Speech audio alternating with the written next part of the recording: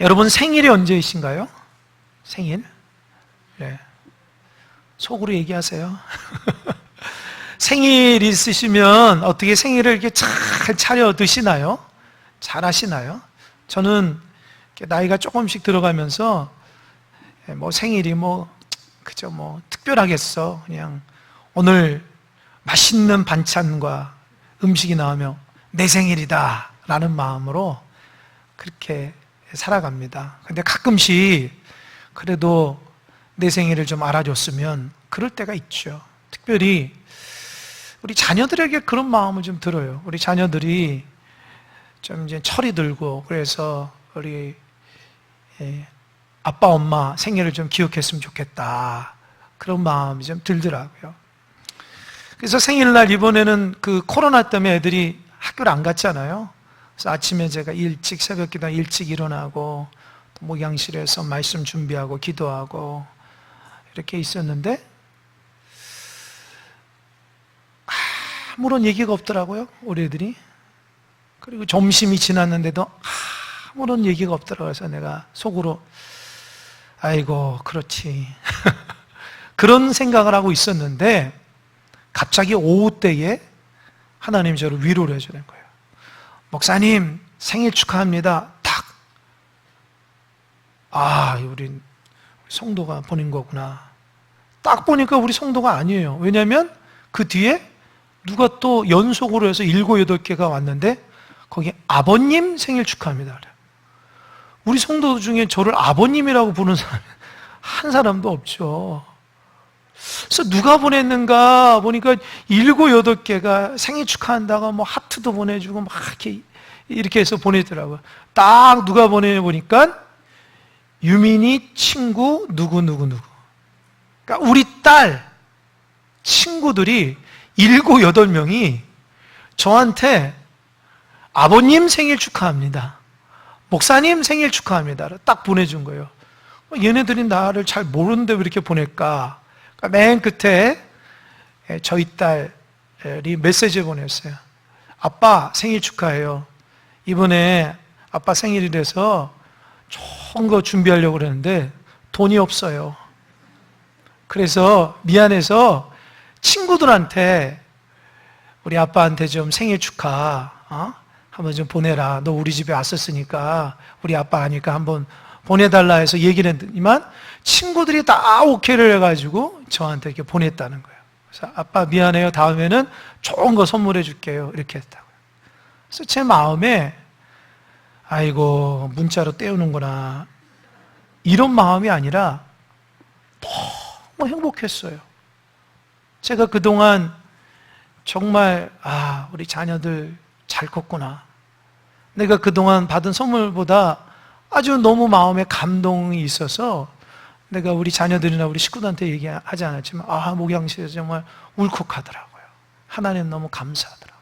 그래서 기도하면서 그런 생각이 드는 거예요. 내가 하나님과의 관계도 마찬가지 아닐까. 내가 뭘 열심히 해서 하나님 앞에 영광 돌린다고 하는데 내가 열심히 한다고 무슨 하나님이 무슨 엄청나게 큰 일 내가 할 수 있을까? 그저 하나님 아버지의 마음을 사랑하고 그 사랑하는 마음으로 하루하루 하나님께 고맙고 감사하는 마음으로 살게 되면 그게 신앙이 아닌가. 하나님 기뻐하지 않은 그런 생각이 막 내 마음속에 밀려오는 거예요. 그래서 하나님 앞에 하나님 저도 감사합니다. 제가 하나님 앞에 제대로 해드린 거 없는데 정말 하나님이 저에 대해서 너무너무 사랑해 주시고 인도해 주시고 우리 큰사랑교회를 붙들어 주셔서 너무 감사하다고 기도하는데 눈물이 막 나는 겁니다. 여러분 하나님을 향한 신앙이 그런 거예요. 하나님은 우리 중심을 보시는 거예요. 우리가 무엇을 많이 했다고 해서 하나님이 기뻐하시는 것이 아니라 신앙에 철이 들면 하나님 마음을 이제 읽어낼 수 있는 거예요. 하나님이 이걸 기뻐하시는구나. 하나님이 나를 위해서 늘 인도해 주시는구나. 보이지 않는 손으로 나를 붙들어 주시는구나. 여러분 그게 신앙입니다.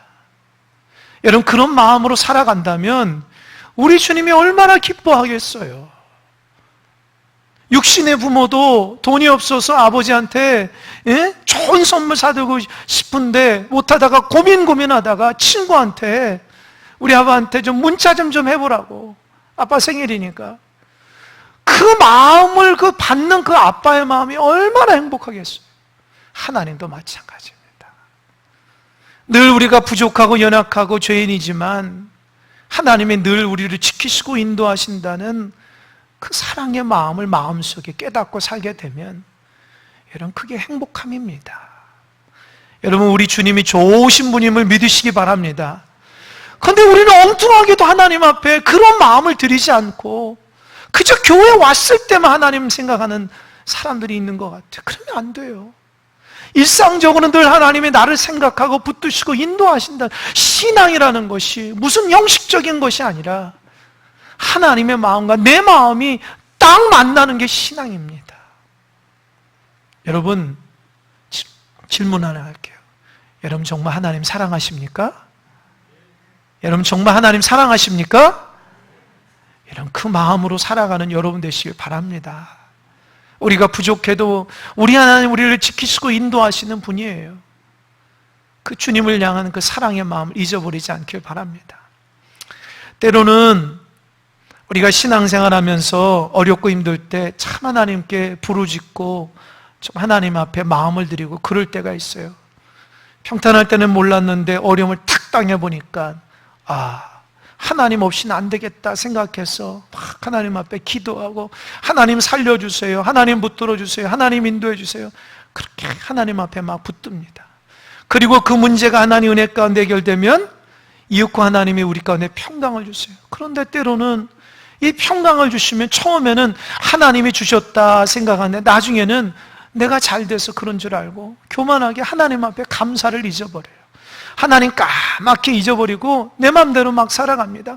그리고 또 어려움을 탁 만나게 되면 하나님 살려주세요, 그런다고요. 이게 성경 속에 있는 이스라엘 백성의 모습이거든요. 근데 여러분, 이스라엘 백성만 그런가요? 우리의 모습도 그래요. 우리의 모습도. 그래서 정말 하나님께서 기뻐하시는 성도는 좋을 때나 그렇지 않을 때는 한결같은 마음으로 하나님을 바라보며 신앙생활하는 것입니다. 여러분, 어렵고 힘들 때 주님 찾듯이 기쁘고 행복할 때에 하나님께 감사하는 여러분 되시길 바랍니다. 오늘 본문에 있는 주인공이 다윗인데요, 다윗은 성경에 보니까 늘 한결같은 마음이었어요. 물론 죄를 진 적도 있죠. 그러나 죄 짓고 나서 하나님 앞에 회개하며 늘 보니까 왕이 되기 전이나 왕이 되고 나서도 늘 한결같은 마음이에요. 제가 이렇게 새벽마다 이 다윗의 그 일생을 한번 보면서 어떻게 해서 다윗이 그렇게 하나님 앞에 축복을 받는가, 여러 가지 이유가 있는데요, 한 가지는 사람이 한결같아요. 좋을 때나 안 좋을 때는 늘 한결같아요. 변함이 없더라고요. 그래서 한 가지 깨달았어요. 하나님은 변함이 없는 사람을 좋아하는구나. 변함이 없이 늘 하나님 앞에 늘 한결같은 모습으로 살아가는 것이 참 귀하구나. 여기서 한결같다라는 것은 좋은 의미로 얘기하는 거예요. 하나님을 의지하고 하나님을 바라보면서.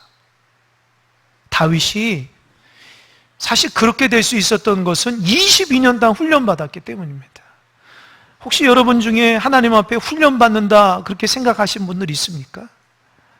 사실 하나님은요, 우리를 막 어려움에 막 집어넣고 이러지 않으셔요. 제가 이제 오늘 찬양 예배부터 야고보서에 대한 말씀을 함께 묵상하는데요, 야고보서 말씀을 묵상하니까 하나님은 우리를 막 어려움을 막 집어넣는 분이 아니에요. 다 우리 욕심 때문에 그렇게 어려움 당한 거지, 하나님은 우리를 늘 지키시고 인도하신 분이라고요. 그런데 이 다윗은 하나님께서 왕으로 세우려니까 사울왕이 실패했잖아요. 그러니까 하나님 볼 때는 제대로 된 하나님의 왕이 좀 삼았으면 좋겠다 해서 22년 동안 훈련받아요. 그러니까 얼마나 어려움을 많이 받는지 몰라요. 그 어려움 가운데 생명이 위태로운 그 순간에도 늘 하나님을 의지하며 하나님을 신뢰하는 그런 모습으로 훈련받았기 때문에 다윗이 왕이 됐을 때 하나님에 대한 감사와 고마움을 알았어요.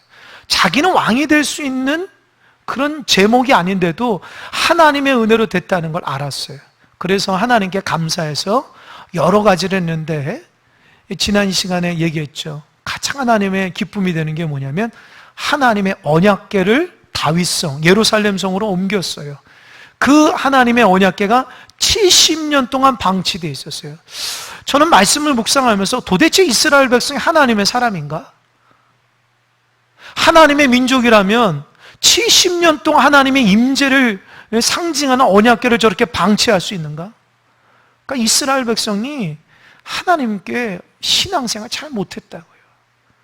여러분, 하나님의 임재를 기억하는 언약궤를 그들의 삶의 중심이 아니라 그냥 내팽개치는 아비나답 집에 70년 동안 방치되어 있다는 것은 그들이 먹고 살고 그들의 일상적인 삶 가운데 하나님이 중심이 되지 않았다는 겁니다. 그런데 그 70년 만에 누가요? 다윗이 깨달은 거예요. 하나님은 저렇게 했는데 우리가 이렇게 살면 되겠나? 그래서 하나님 앞에 저 언약궤를 가져오려고 최선을 다했죠. 그러나 1차 때는 실패했어요. 왜요? 그 최선과 열심을 다해도 하나님 말씀으로 안 하면 하나님 거부하시는 분이에요. 하나님의 뜻대로 하기를 원하시죠. 그래서 두 번째는 깨닫고 하나님의 말씀대로 언약궤를 제사장의 어깨에 탁 메고 조심스럽게 언약궤를 다윗성 예루살렘 성에 데려다 놨습니다. 그리고 그 언약궤 위에 천막을 탁 쳐놓고 성 중간에 그걸 딱 모셔놓은 거예요. 다윗이 얼마나 기뻐한지 몰라요. 늘 그곳을 지나갈 때마다 자기 집무실에서 자기가 왔다 갔다 하면서 가운데 중간에 하나님의 언약궤를 보면서 너무 기뻐하는 거예요. 왜요? 하나님이 우리와 함께 하신다. 여러분, 이것이 가장 큰 축복입니다. 하나님이 우리와 함께 하신다. 한번 따라해 볼까요? 하나님이 우리와 함께 하신다. 얼마나 행복하겠어요. 이스라엘 백성이 하나님의 은혜 가운데 가는 곳마다 승리할 수 있는 하나님이 우리와 함께하고 다윗과 함께하니까 하나님이 다윗이 하는 모든 일 가운데 축복하신다는 마음으로 너무 행복한 거예요. 다윗이. 내가 하나님 앞에 그래, 내가 정말 한 것 중에서 제일 잘한 일이다. 하나님의 언약궤를, 임재를 상징하는 것이 예루살렘 성에 있는 것이 너무 좋은 거예요. 근데 어느 날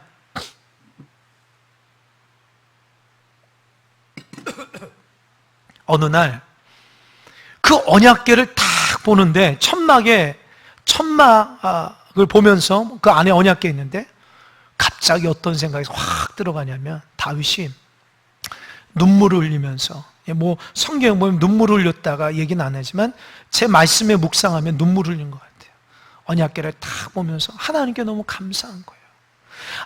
아무리 생각해도 자기의 그동안 인생을 펼쳐보면 나는 정말 양을 치는 목동이었는데 내가 어떻게 한나라의 왕이 됐을까?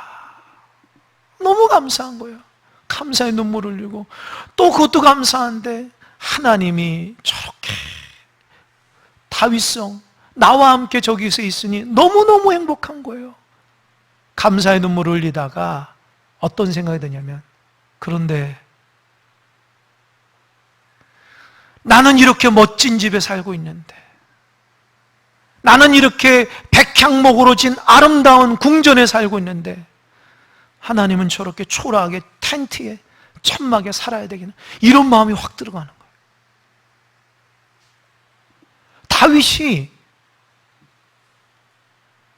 하나님의 언약궤가 자기 성 안으로 들어오는 것, 그때만 하더라도 자기가 하나님을 향한 최선이라 생각했는데 하나님을 딱 천막 안에 있는 하나님을 언약을 상징하면서 이렇게 아름답게 지어진 궁전은 백향목인데, 사무엘하 5장에 보면 두로왕 히람이라는 왕이 다윗이 너무 성장하고 너무 그 나라가 위대하니까 다윗한테 망하지 않으려고 미리 와가지고 아주 아름다운 두로에 있는 백향목, 아주 비싸고 향기 나는 그거를 가져오고 그 백향목을 만질 수 있는 목수와 석수를 데려와가지고 다윗을 위해서 성을 만들어 주신 거예요.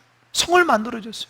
그러니까 다윗은 이거 다 자기가 살고 있는 것은 다 하나님 뜻, 하나님 때문이라고 그 고마움을 갖고 있었어요. 그런데 어느 순간 나는 이렇게 멋진 데서 이렇게 살고 있는데 하나님은 저렇게 초라하게 텐트에 있네. 이 죄책감이 막 드는 거예요. 내가 하나님을 위한다고 하는데 그게 하나님을 위한 것이 아니었어요. 그래서 그 마음속에 내가 이제 하나님을 위해서 성전을 지어야 돼요. 하나님이 거하시는 아주 멋진 성전, 내가 있는 백향문보다 더 멋진 성전을 하나님을 위해서 지어야 되겠다. 그런 마음이 들었어요. 그래서 이 마음이 사라지지 않도록 나단 선지자를 부른 거예요. 나단 선지자를 불러서 내가 이 가운데 있는 하나님의 언약궤 텐트를 보면서 갑자기 이런 마음이 들고 내가 죄책감이 들었다. 죄스러운 마음이 들었다. 하나님 나에게 많이 축복했는데 내가 하나님을 저렇게 하면 되겠나? 내가 하나님을 위해서 성전을 지어야 되겠는데 어떻게 생각하냐? 더니 나단 선지자가 그렇게 하시라고. 하나님이 기뻐할 것이다. 그 누가 그런 얘기한 사람이 없다. 모두 다 하나님은 그냥 옆에 있으면 다 그 하나님 때문에 축복받고 전쟁에 승리하고 잘 될 것만 생각하지 하나님을 위해서 생각한 사람 한 사람도 없다. 그렇게 해서 나단 선지자가 왕이시여 그렇게 하시라고 하고 갔어요. 그런데 그날 밤에 나단 선지자가 자기 집에서 하나님 앞에 막 기도하고 있는데 하나님이 나타나셨어요. 그러면서 하시는 말씀이 선지자여 잘 들으라. 너가 다윗 왕으로부터 다윗이 하나님의 성전을 짓겠다고 얘기한 것에 대해서 너가 그렇게 하라고 얘기했지. 그러나 나는 싫어. 하나님이 싫다라는 거예요. 도대체 하나님 마음이 어디 있을까요? 하나님 이렇게 변덕이 심하신 분이에요? 하나님 언약궤 가져올 때도 1차적으로 우사를 죽이더니만 이번에는 다윗이 하나님의 성전을 짓겠다고 그 선한 마음을 갖고 있는데 하나님이 노라고 하신 거예요. 나단 선지자가 하나님의 그 말씀을 듣고 이걸 도대체 다윗 왕에게 어떻게 얘기해야 되냐? 하나님이 싫어하는데. 그래도 그 다음날 아침에 일어나서 다윗 왕에게 갔어요. 왕이시여 잘 들으시라고. 지금부터 내가 하는 말은 내 말이 아니라 하나님의 말씀에 잘 들으시라고. 그러면서 하나님의 말씀을 전하는데요. 그렇게 얘기하는 거예요. 하나님은 그런 거예요. 내가 이스라엘 백성이 출애굽하고 나서부터 지금까지 내가 너희와 함께 했다. 내가 너희들 가는 곳마다 텐트 안에 있었다. 나는 너희들과 함께 했다. 내가 어디 집에 있다거나 어떤 건물 안에 있어 본 적이 없다. 그리고 내가 이 텐트, 초라한 텐트 안에 있다고 그래서 이스라엘 어느 지파한테 나 이렇게 초라한데 너희들이 이렇게 잘 사는데 이렇게 얘기해 본 적이 없다. 하나님은 딱 잘라 얘기하는 거예요. 여러분, 이게 하나님의 뜻이 뭘까요? 여러분, 하나님의 뜻이 뭐예요? 하나님의 전을 짓겠다고 다윗의 그 선한 마음을 왜 하나님이 거부하셨을까요? 여러분 잘 들으시기 바랍니다. 오늘 본문의 말씀하기는 나는 너희들과 함께 있었다라는 거예요. 나는 성전이 목표가 아니라 나는 너희들과 함께 하는 것이 목표라는 거예요. 할렐루야. 여러분, 하나님이 여러분과 함께 하기를 목표로 삼지 성전에는 갇혀 있는 분이 아니세요. 하나님께서 다윗이 하나님의 성전을 지을 때에 세 가지 이유를 들어서 거부해요. 오늘 본문에 나오지 않지만 다른 역대상하 보며 세 가지예요. 첫 번째 뭐냐? 잘 들으시기 바랍니다. 첫 번째, 하나님은 갇혀 있는 분이 아님을 알게 하기 위해서 하나님이 성전을 짓지 말라는 거예요. 이게 무슨 말일까요? 이스라엘 백성은 신앙생활 잘 못해요. 그들은 눈에 보이는 것만 신앙생활해요. 어찌 보면 우리하고 비슷하죠. 눈에 보이는 것만 이렇게 믿음으로 반응하려고 그러죠. 그러니까 하나님이 계신다고 하는 성전을 하나님의 집이라고 생각한 거예요. 만약에 하나님의 성전인 집을 지으면 이스라엘 백성들은 성전에 와서는 정성을 다해 제사하고 하나님 앞에 기도하며 열심으로 섬길 거예요. 그러나 성전을 밖에 나가면 하나님이 밖에는 계시지 않기 때문에 자기 멋대로 살아가는 거예요. 그러니까 하나님은 이스라엘 백성이 아직 그 훈련과 성숙함이 없는 거예요. 그저 하나님의 멋진 집만 만들어주면 하나님이 거기에만 있다고 생각해서 거기에 가서 하나님 앞에 축복을 달라고 기도하는데 하나님은 그런 하나님이 아니라는 거예요. 여러분, 그렇게 하는 데가 어디냐? 이방 민족은 다 그렇게 해요. 신이 신전을 지어놓고 어마어마하게 신전을 지어놓고 그 신전 안에 그들의 신이 살아있다고 생각해서 수많은 사람이 끊임없이 신전에서 제사를 드리고 끊임없이 복을 빌고 있습니다. 잘 보세요, 여러분. 하나님은 그거 원치 않는다는 거예요. 하나님은 내가 너희들과 어디 있든지 간에 함께 하는데 나를 성전 안에 가둬놓지 말라는 거예요. 그 말은 뭐니까요? 나가서 네 맘대로 살지 말라는 거예요. 하나님과 동행하라는 거예요. 너 마음속에 성전이지, 성전 딱 세워놓고 하나님이 교회만 오면 예배하고 거룩한 척하고 나가면 자기 멋대로 죄짓고 살고 하나님의 목표가 아니고 그냥 돈과 물질과 세상 권력 가운데 그렇게 살아가지 말고 하나님과 함께하는 성전이 되라는 거예요. 여러분, 어떻게 생각하십니까? 여러분, 하나님이 왜 다윗에게 그 순수한 마음을 이렇게 마음 아프게 거부한 거예요? 싫어. 나나 성전 지어준 거 싫어. 왜 싫어했을까요? 하나님의 마음은요, 너 마음이 내 성전이라는 거예요. 할렐루야?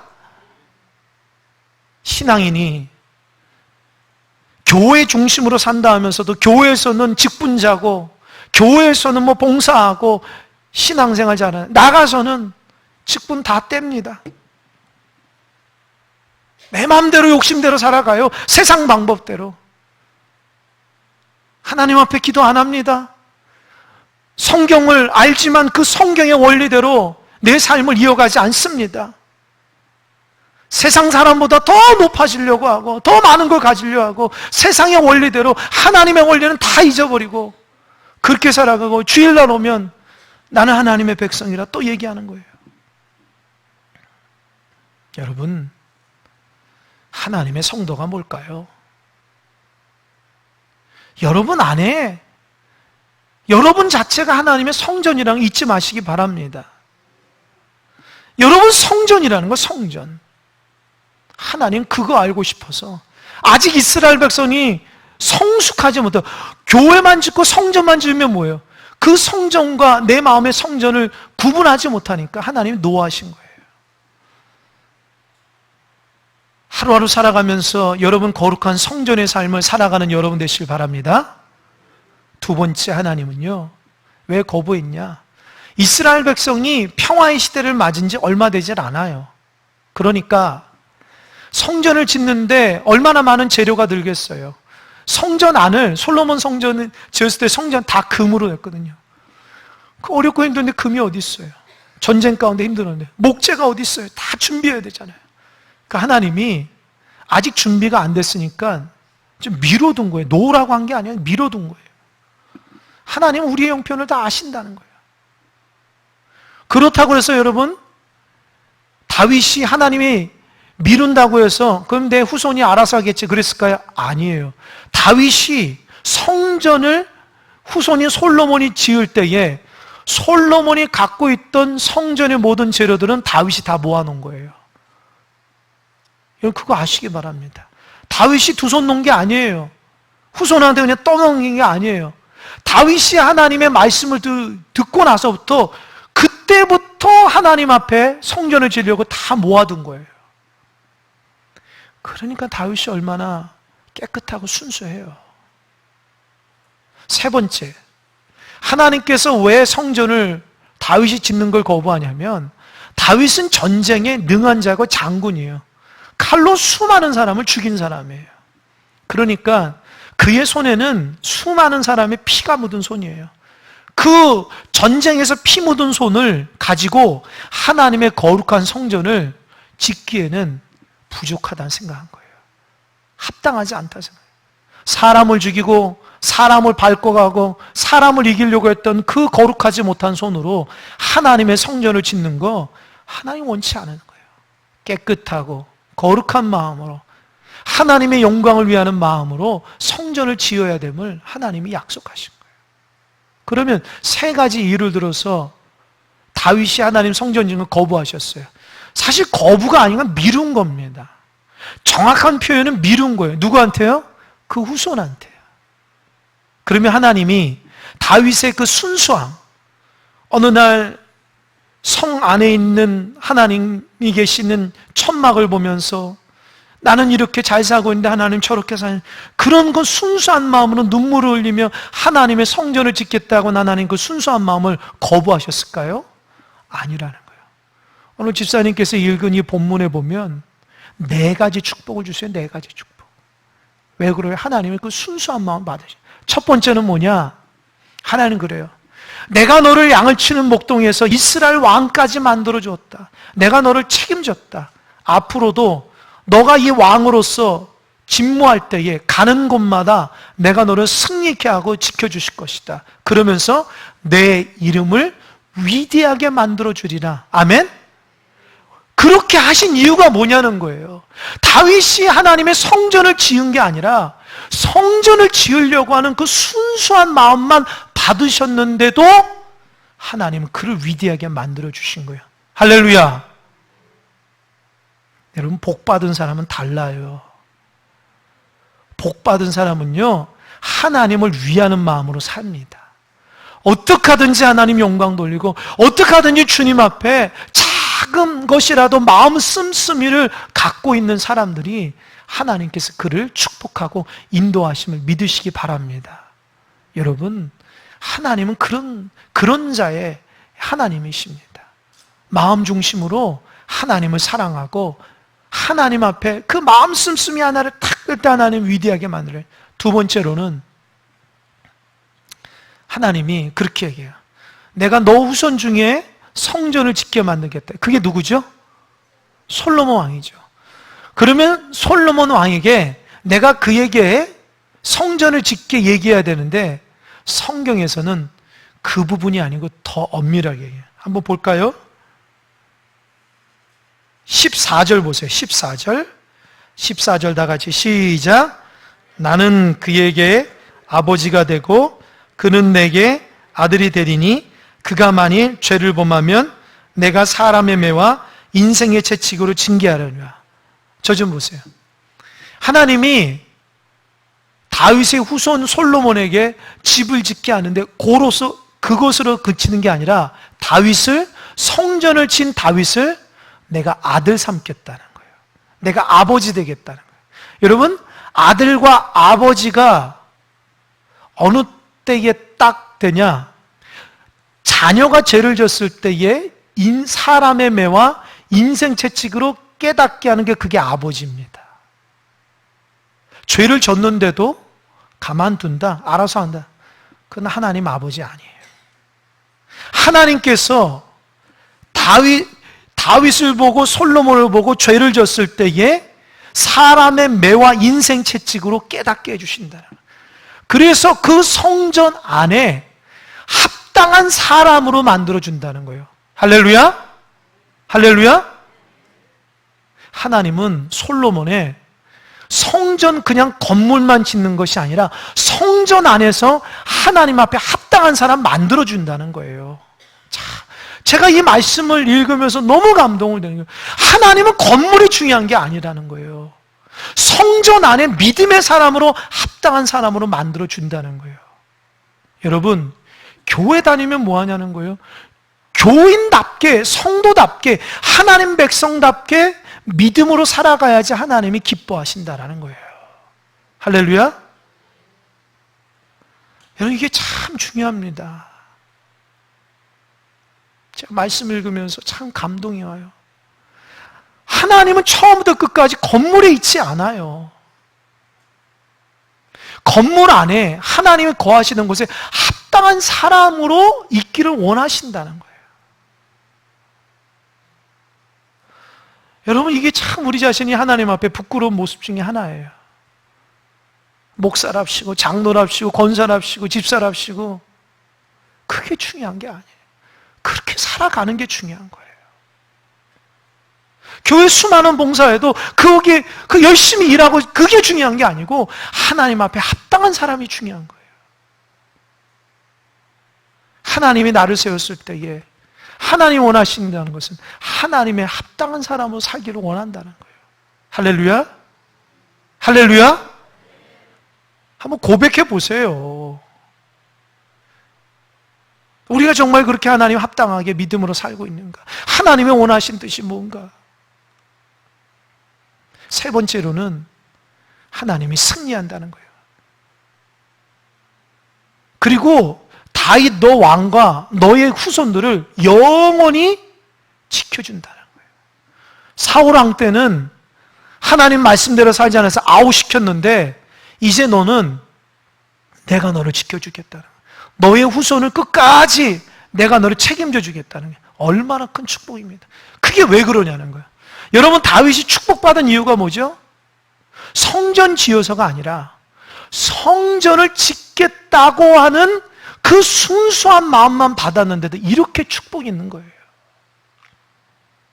그리고 그것도 나는 이렇게 잘 사는데 하나님은 저렇게 계시는 이 마음속에 감동을 받고 철이 드니까 하나님이 축복을 주신 거예요. 저는 이 말씀을 묵상하면서 나는 그동안 어떻게 살았나? 나는 하나님 앞에 무슨 결과를 만들려고 내가 열심히 해서 이렇게 결과가 되면 하나님이 기뻐하시는 줄 착각하며 사는, 하나님은 우리 가운데 무슨 결과를 내고 그런 거 좋아하지 않으세요. 하나님은 내 중심을 보시는 거예요. 내 중심. 하나님을 사랑하는 마음을 갖고 있는가? 하나님을 위하는 마음을 갖고 있는가? 마음 씀씀이 하나하나가 오직 하나님의 영광을 위하는가? 내 욕심 부리며 살아가고 있는가? 하나님은 그걸 보신다는 거예요. 육신의 부모도 감동받듯이 하나님 아버지도 우리 성도를 향해서 부족하고 연약하지만 하나님 앞에 작은 마음 하나 갖는 것이 얼마나 행복하다는 것을 제가 깨닫습니다. 교회를 돌아보며 휴지 하나 주는 것도 그 하나님 마음 감동시키는 거예요. 교회에 뭐가 잘못됐으면 바로바로 이렇게 고치고 바로바로 처리, 그거 하나님 아버지의 마음이에요. 누가 다른 사람이 알아서가 아니에요. 하나님의 전인데, 하나님의 전인데, 하나님의 과하신데, 보이지 않는 곳에서 성도를 위해서 기도하는 것도 하나님 기쁘시게, 저 사람 나를 모르겠지만 그래도 내가 저 사람 고통받고 있어서 눈물을 흘려 기도하는 거 하나님이 그 중심 보시는 줄 믿으시기 바랍니다. 어떻게 하든지 하나님 영광, 어떻게 하든지 죽어가는 성도들을 위해서 헌신하고 무엇을 하기보다도 그렇게 하나님 마음 씀씀이를 하나하나 사랑하는 마음을 가지고 살아가게 되면 하나님께서 그 성도를 축복하신다는, 저는 확신합니다. 아니, 저의 확신이 아니라 하나님의 확신을 확신하신 줄 믿으시기 바랍니다. 여러분, 앞으로 마음을 하나님 앞에 사랑하는 마음으로 잘 살아가시기 바랍니다. 자꾸 외적인 것만 생각해서 신앙생활 하지 마시고 일상적으로 늘 하나님과 통행하는 복된 선한 마음을 가지고 하나님의 영광을 가지고 살아가는 자들 되시기 바랍니다. 제가 한 가지 시를 읽어드릴게요. 주중에 시 한 편을 읽었는데 제 마음속에 참 감동이 와요. 나태주라는 시인인데요. 나태주라는 시인인데 너를 두고라는 시예요. 한번 들어보세요. 세상에 와서 내가 하는 말 가운데서 가장 고운 말을 너에게 들려주고 싶다. 세상에 와서 내가 가진 생각 가운데서 가장 예쁜 생각을 너에게 주고 싶다. 세상에 와서 내가 할 수 있는 표정 가운데 가장 좋은 표정을 너에게 보이고 싶다. 이것이 내가 너를 사랑하는 진정한 이유, 나 스스로 내 앞에서 가장 좋은 사람이 되고 싶은 소망이다. 여러분, 이 시에서는요, 이 시인이 누군가를 너무 사랑하는데 그 사랑을 어떻게 할 수 있을까, 표현할 수 있을까 하는데 그 상대방에게 내가 할 수 있는 가장 고운 말로 그에게 들어서 이게 아름다운 말이고 내가 갖고 있는 아주 귀한 아주 예쁜 생각으로 그 사람을 대함으로 그 사람의 예쁜 생각을 전하고 싶고, 내가 할 수 있는 표정 가운데 가장 예쁜 표정으로 그 사람에게 보여서 그의 사랑을 알려고 싶다는 거예요. 이것이 시인이 누군가를 사랑하는 하나의 방법이라는 거예요. 이게 부모가 자녀건 또 이웃이건 뭐 성도건, 제가 이 시를 읽는데 하나님이 나에게 그렇게 하신 것 같은 마음이다. 하나님이 나에게 너 아들아, 너 마음에 가장 깨끗하고 순수한 거 잃어버리지 말고 하나님의 말씀을 통해서 내가 너에게 가장 깨끗하고 가장 순수하고 가장 복된 것을 다 주니까 그 마음을 품고 좀 살아가라. 그런 마음으로 들리고, 나도 모든 사람에게 가장 깨끗하고 가장 아름답고 가장 귀한 것을 사랑하는 마음을 전하면서 살고 싶다라는 생각을 했어요. 여러분, 좀 그렇게 살아가는 여러분 되시길 바랍니다.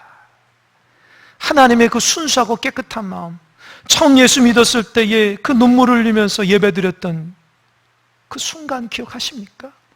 기도하다가 하나님 눈물 져서 눈물 펑펑 흘리며 하나님의 잘못됐다고 회개했던 그 순간을 잊어버렸어요. 하나님 앞에 교회 직분자 돼서 목사님들의 안수를 받을 때에 그 눈물을 흘리면서 하나님의 헌신을 다짐했던 그 순간을 잊어버렸습니까? 여러분, 순수한 마음을 다시 되찾기시 바랍니다. 우리가 무엇을 해서 하나님 좋아하시는 것이 아니라, 하나님은 벌써 하나님 사랑하는 마음을 생각과 마음으로부터 하나님 우리를 축복하신다고 말하고 있어요. 참 그렇게 깨끗하고 순수하고 아름답게 신앙생활을 했으면 좋겠어요. 세상의 때가 묻질 않길 바랍니다. 세상의 가치관이 여러분에 묻질 않길 바랍니다. 하나님의 말씀과 기도를 통해서 하나님 앞에 그렇게 깨끗하고 정말 순수해서 은혜 많이 받고 하나님의 축복받아서 하나님께서 다윗에게 내 이름을 내가 널 위대하게 만들어 주리라고 하는 그렇게 복된 성도가 다 되기를 주님의 이름으로 간절히 축원드립니다. 아멘. 기도하겠습니다.